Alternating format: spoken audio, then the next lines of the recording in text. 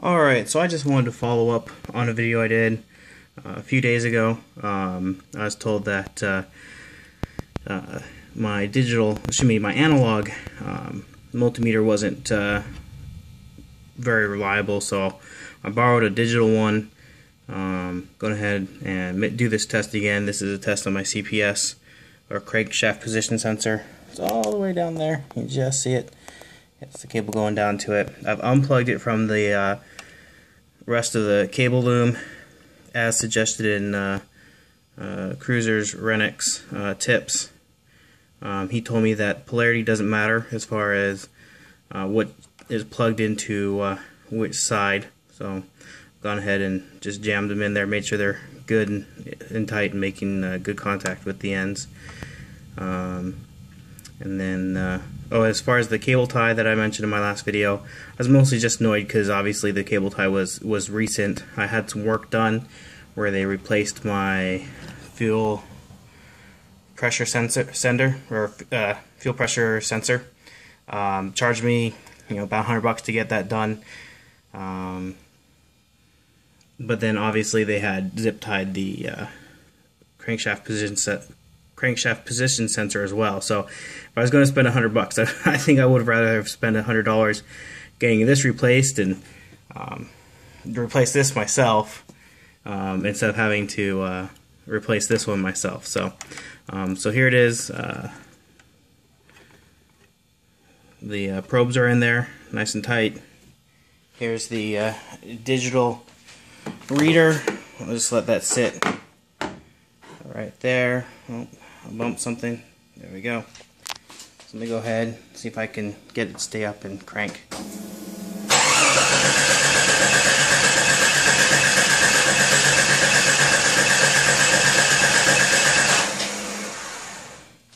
So I was told that needs to reach 0.5 volts, and that was reaching 0.24, not quite 0.25 volts. So that's half of what it should be getting, which would cause a no start issue. For a while I was getting an intermittent no start issue where I'd crank for a while and then start. Other times it would just start right up with no issues at all. Then it's been sitting for a while because I need to replace my lower radiator hose here. I don't know if you can see, but where it's pushing up against that hose there, that's going down,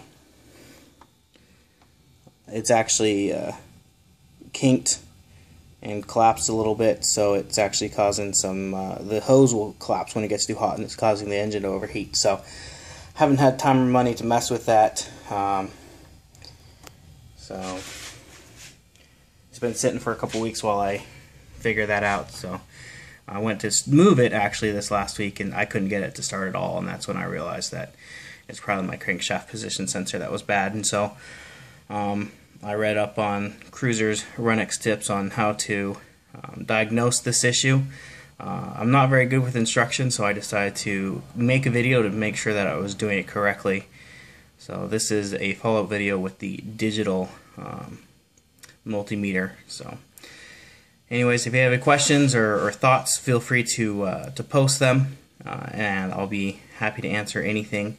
If you have any recommendations on how to replace that CPS as easy as possible, I appreciate it. It looks like most people have a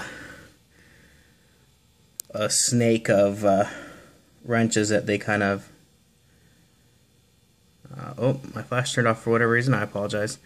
They snake together several ratchet ends, extenders, and sorry, I'm just plugging stuff back together. Extenders and flex point so that it will reach down there. I don't really want to have to do that, but it seems like that's what I'm going to have to do. So anyways, feel free to ask any questions again, and thank you for watching.